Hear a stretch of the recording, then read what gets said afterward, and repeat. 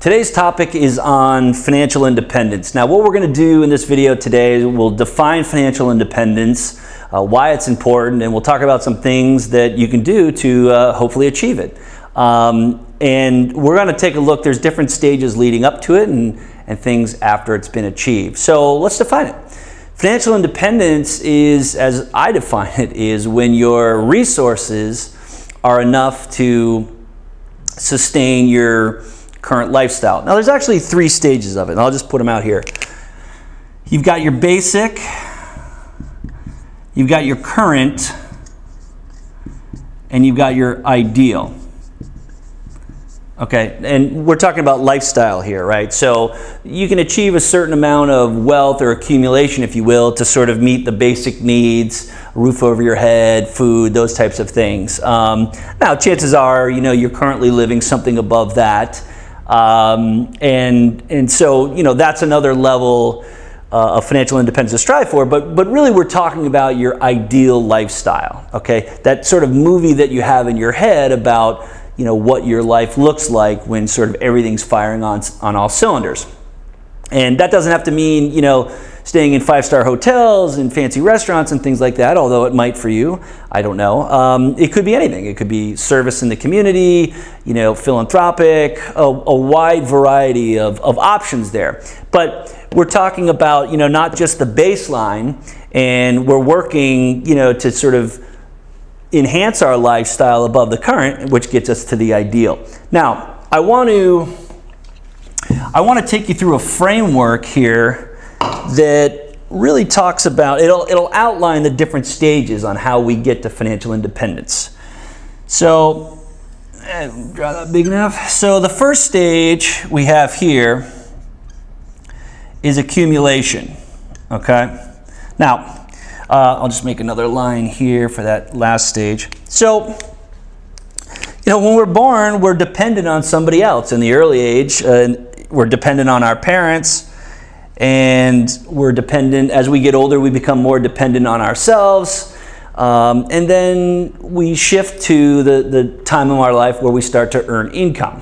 Okay, we're no longer dependent on anybody else, but we are dependent on, say, our employment earnings, or maybe building a business to create that accumulation that gets us to that financial independence number. And I'll talk about this line in a second. So again, we're accumulating in our life, and leading up to this phase, we're exchanging time for dollars, right? I don't know a lot of people necessarily that win the lottery and immediately figure out how they can go get 2 or 3 more jobs, right? Because they no longer need to exchange that time for money.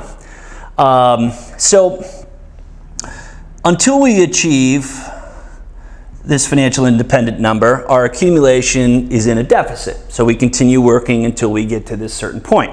Now remember, this point is where your resources now meet the needs for your ideal lifestyle spending, okay?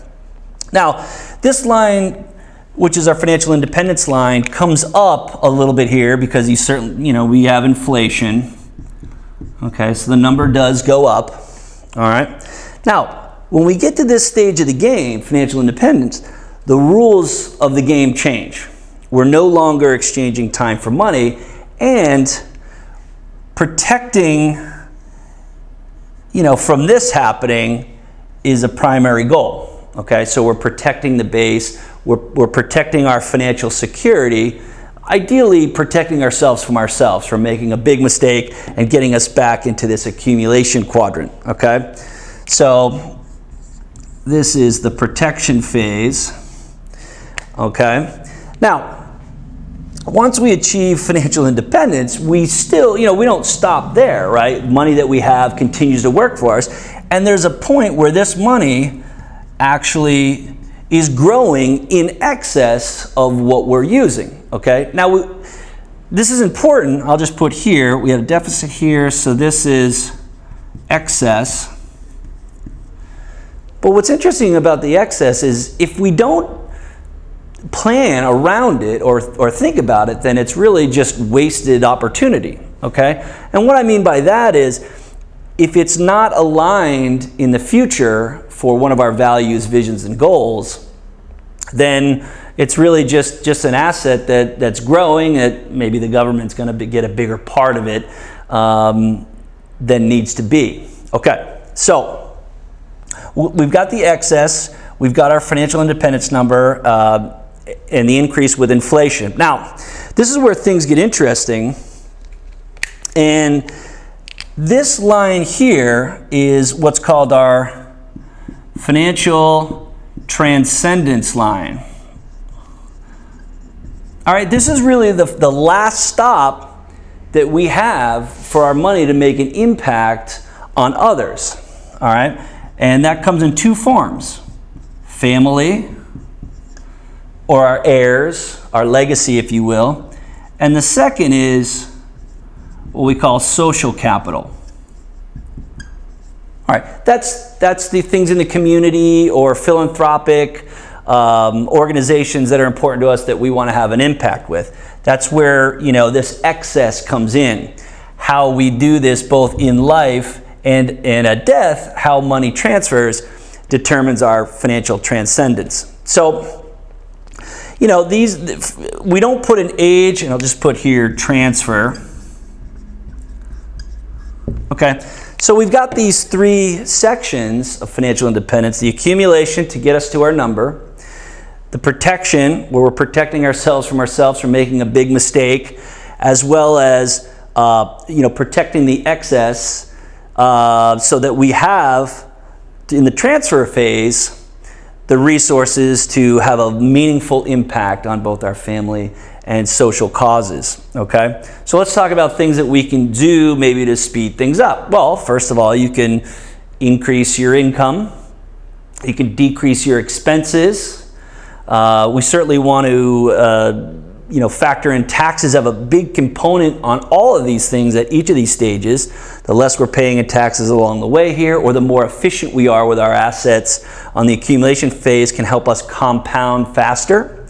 And then, you know, when we look at the spending or how we distribute those assets in the protection phase, will really determine the level of our, or the success, if you will, of our financial independence.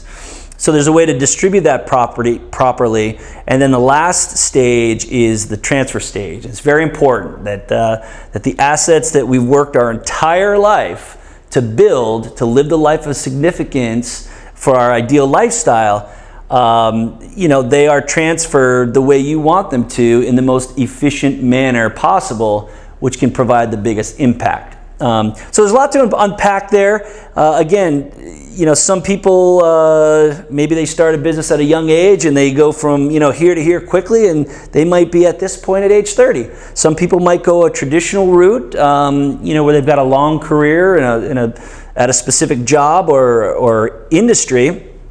Maybe this is 50 or 60, okay? Whatever it is for you, it's important to not only think about this number, but to calculate it. So when you get up in the morning, you go to work, are you doing so? What's the end game around all of that?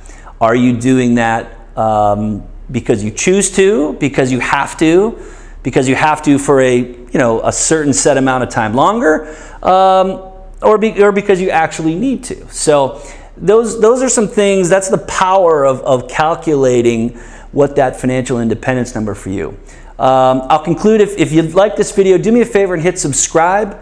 We'll keep you posted on all other videos in the future, as well as we'll put some comments in the notes to where if you want us to help you calculate your financial independence number, you can get in touch with our team and we'll schedule a quick call and kind of walk you through this framework, and so we can calculate your number. Here's to you and to your financial independence.